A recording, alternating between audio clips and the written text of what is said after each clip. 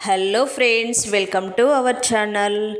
ఈరోజు మన వరంగల్లో గవర్నమెంట్ ఐ హాస్పిటల్కి వెళ్ళామండి.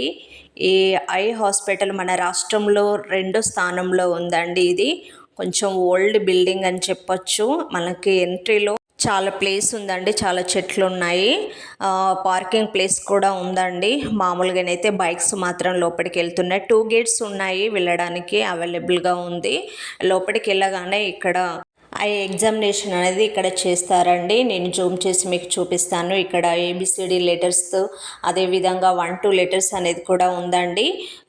ఈ విధంగా మనకి ఒక్కొక్క ఐ క్లోజ్ చేస్తూ మనము ఎగ్జామినేషన్ అనేది చేస్తూ ఉన్నారు.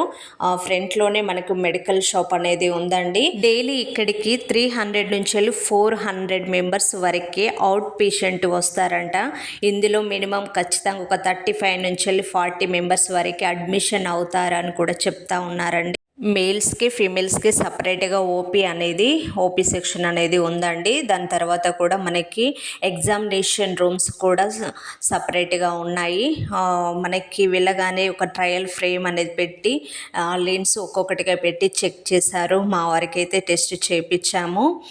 తనకి బర్నింగ్ సెన్సేషన్ ఉంది అంటే, సో ఆ విధంగా తనకి లీవ్ ఉన్న టైంలో ఇద్దరం కలిసి వెళ్ళాము. ఇద్దరం చెకప్ చేయించుకున్నామండి. తనకి మాత్రం కొంచెం బర్నింగ్ సెన్సేషన్ ఉంది. బిఫోర్ కూడా కొంచెం ప్రాబ్లం ఉండే 2 ఇయర్ బ్యాక్ నుంచి అని కూడా చెప్తా ఉన్నాడు.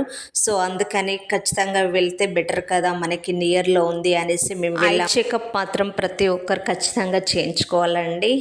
ఫైనల్గా మా చెకప్ అయితే కంప్లీట్ అయిపోయింది. చెకప్ తర్వాత డాక్టర్ అయితే ఖచ్చితంగా స్పెక్స్ మాత్రం వాడాలని, స్టార్టింగ్ స్టేజ్ కాబట్టి వాడితే బెటర్ అని చెప్పారు. ఈ డే ఈ విధంగా అయిపోయింది. Thank you for watching. Please subscribe.